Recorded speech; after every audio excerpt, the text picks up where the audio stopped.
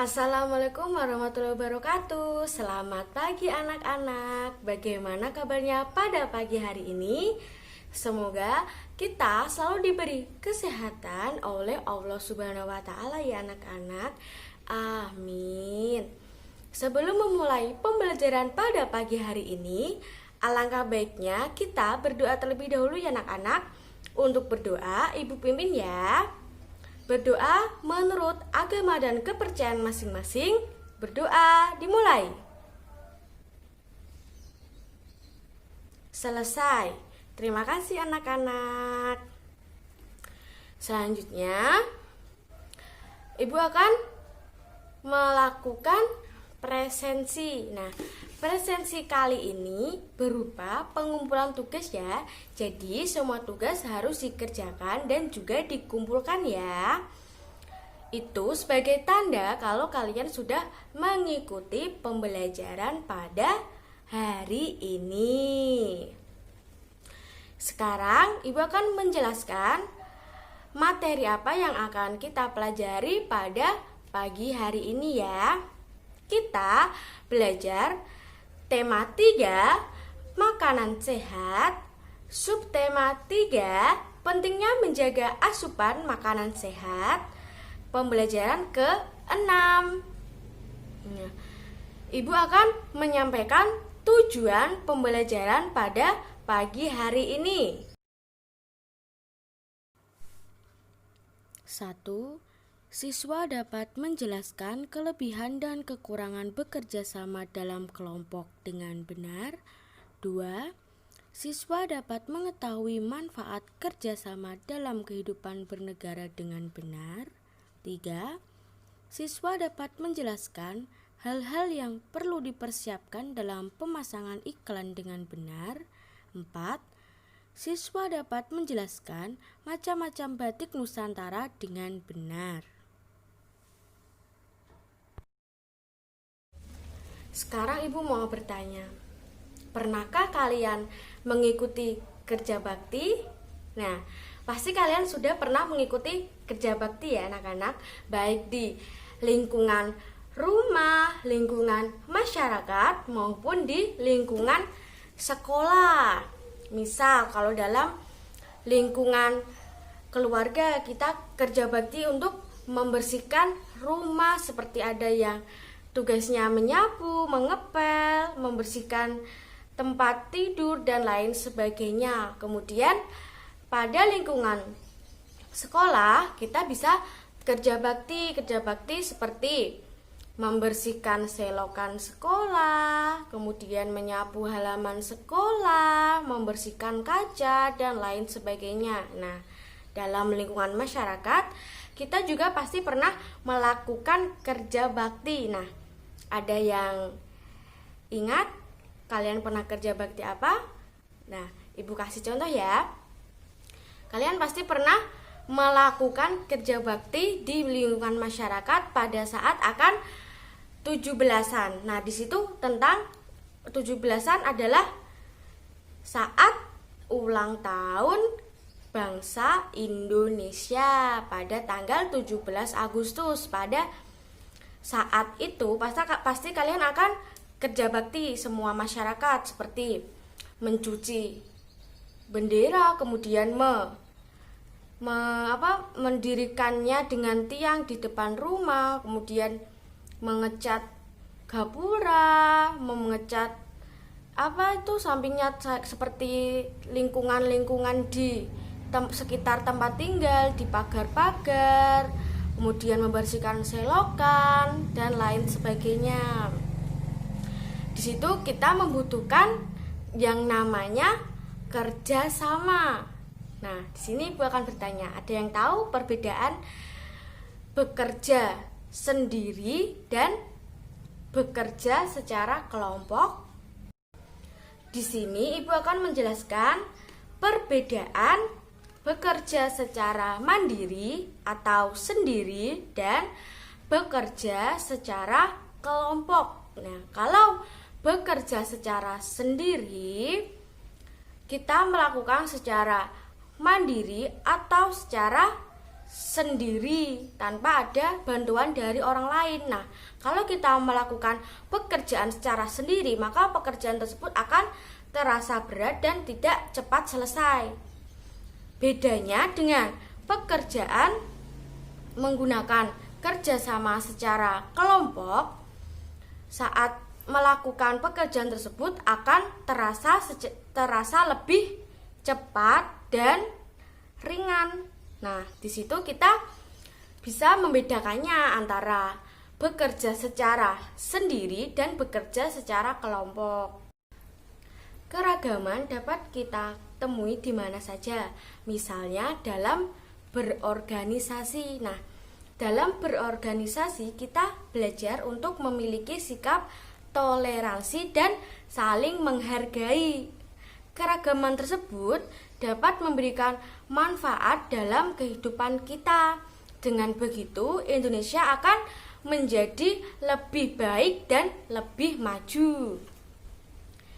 Ibu akan menjelaskan tentang kelebihan kerjasama dalam kelompok dan kekurangan kerjasama dalam kelompok.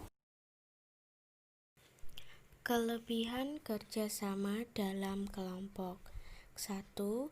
Meningkatkan informasi dan pengetahuan. 2. Meningkatkan ragam pandangan. 3.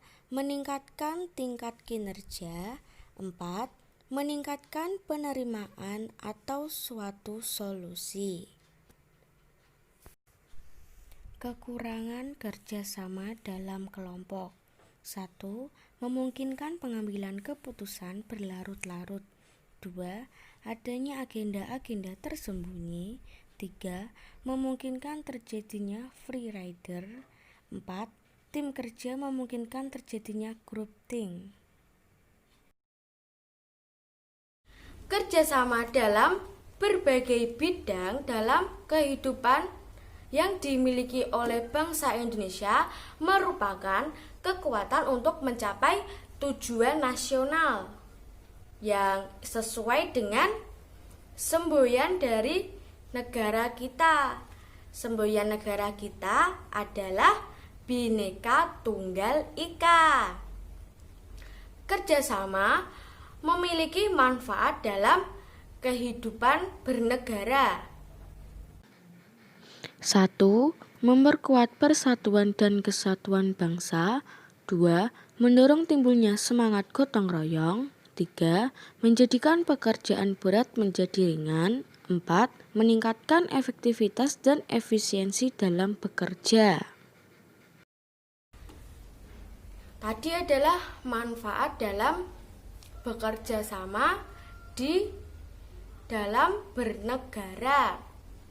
Selanjutnya, di sini pasti kalian sudah belajar mengenai iklan pada pembelajaran sebelumnya. Nah, dalam pemasangan iklan, kita juga membutuhkan kerjasama sehingga iklan tersebut dapat berdiri dengan kokoh. Seperti di pinggir-pinggir jalan, pasti kalian pernah mengetahui iklan yang ada di pinggir-pinggir jalan, seperti ada di baliho dan lain sebagainya. Nah, sekarang kita harus mengetahui hal-hal apa yang harus diperhatikan saat pelaksanaan pemasangan iklan. 1. Tempat pemasangan iklan yang sesuai dengan sasaran. 2. Memilih media yang cocok. 3. Memilih waktu yang tepat. 4. Membuat perhitungan biaya. Ada beraneka ragam barang atau benda makanan yang ditawarkan menggunakan iklan. Nah, salah satunya ada pada sandang. Sandang di sini adalah kain. Nah, kain di sini yang dimaksud adalah kain batik. Nah, sini Indonesia memiliki batik. Batik merupakan salah satu contoh karya seni rupa di daerah. Batik dihasilkan dari beberapa daerah seperti Pekalongan, Yogyakarta, Surakarta, Madura, Banyumas, dan Tasikmalaya. Hampir setiap daerah pasti memiliki batik dengan ciri khasnya sendiri ya. Ibu akan memberikan contoh beberapa motif batik yang berasal dari berbagai daerah di Indonesia. Jelamrang Pekalongan. Kota Pekalongan Batawa tidak peraturan keraton. Pembatik santri di Pekalongan menerapkan seni hias dari nuansa Islam.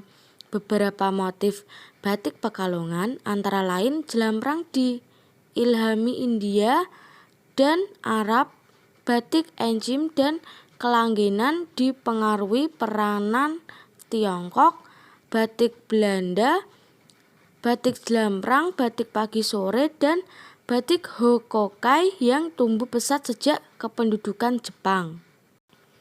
Megamendung Cirebon. Batik Cirebon menampilkan dua kategori motifnya, yaitu motif keratonan dan motif pesisiran yang berisi flora dan fauna. Motif batik Cirebon Megamendung banyak dipengaruhi oleh budaya Tiongkok. Selain motif Megamendung, batik Cirebon juga memiliki motif khas, yaitu motif kompani. Motif ini konon dulunya diciptakan oleh pengusaha Belanda di Cirebon pada saat zaman penjajahan dulu. Batik Aceh. Motif batik Aceh rata-rata menampilkan unsur alam dan budaya dalam panduan warna-warna berani seperti merah, hijau, kuning, dan merah muda. Warna-warna berani pada batik Aceh inilah yang menjadi ciri khas batik Aceh. Selain motif-motif tersebut, juga terdapat beragam motif dan corak khas Aceh yang indah dari batik Aceh, antara lain pintu Aceh, bugung jumba, awan moncak, dan pucung rebung. Kita sudah mengetahui tentang aneka motif batik yang ada di Indonesia. Jadi di Indonesia memiliki keragaman yang sangat banyak ya anak-anak.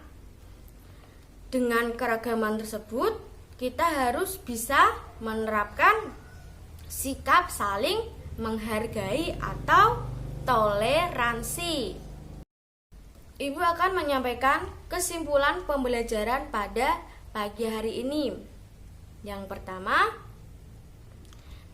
kita bisa mengetahui perbedaan kerja sendiri dan kerja kelompok. Kemudian mengetahui kelebihan dan kekurangan kerjasama dalam kelompok serta manfaat bekerja sama dalam kehidupan bernegara. Selanjutnya, kita belajar tentang hal-hal yang harus diperhatikan saat pelaksanaan pemasangan iklan. Kemudian kita juga mengetahui hal-hal apa saja yang harus dilakukan saat menampilkan iklan secara langsung. Nah, yang terakhir kita belajar mengenai motif batik yang ada di Indonesia. Seperti tadi yang Ibu sudah jelaskan, ada motif jelamrang di Pekalongan, Megamendung Cirebon, kemudian batik Aceh. Apabila ada hal yang sekiranya belum paham atau belum jelas, bisa ditanyakan ke Ibu melalui WhatsApp ya anak-anak. Sebelum mengakhiri pembelajaran pada pagi hari ini, alangkah baiknya kita berdoa terlebih dahulu menurut agama dan kepercayaan masing-masing. Berdoa Ibu pimpin ya. Berdoa menurut agama dan kepercayaan masing-masing. Berdoa dimulai.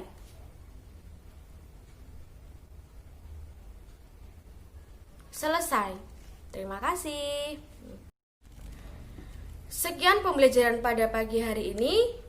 Jangan lupa untuk selalu menjaga kesehatan dengan memakai masker, menjaga jarak, dan mencuci tangan. Kurang lebihnya, Ibu mohon maaf apabila ada kesalahan dalam penyampaian materi. Sekian, wassalamualaikum warahmatullahi wabarakatuh.